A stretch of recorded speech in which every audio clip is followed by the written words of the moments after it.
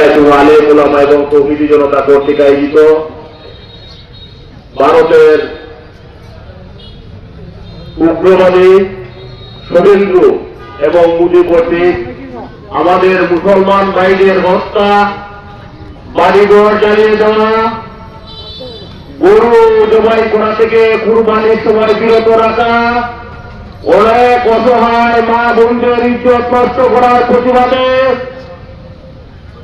আজকে বারিয়াজুর আলেম ওলামা কর্তৃক আয়োজিত এই সমাবেশ থেকে আমরা জানিয়ে দিতে চাই, ইতিহাস শুভেন্দু জানে না 651 বছর এই মুসলিমরা শাসন করেছিল।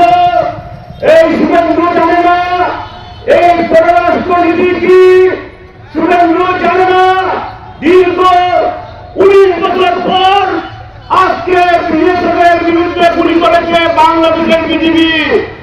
তার জন্য আমি বাংলাদেশ সরকারকে ধন্যবাদ জানাই।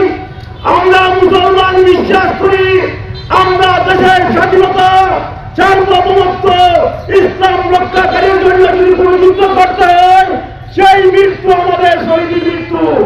আমরা স্বাধীনতা বছর দোয়া করি আল্লাহ যেন আমাদের শহীদের মৃত্যু দান করেন।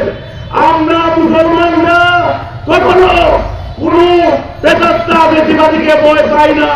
আমরা জানিয়ে দিতে চাই, বাংলাদেশের পররাষ্ট্রনীতি আরো কঠোর ভাবে ভারতকে হুঁশিয়ার করে জানিয়ে দিবে। এই আশায় প্রত্যয় ব্যক্ত করে আমার বক্তব্য এখানেই শেষ করছি। সবাইকে আমার সালাম, আসসালামু আলাইকুম।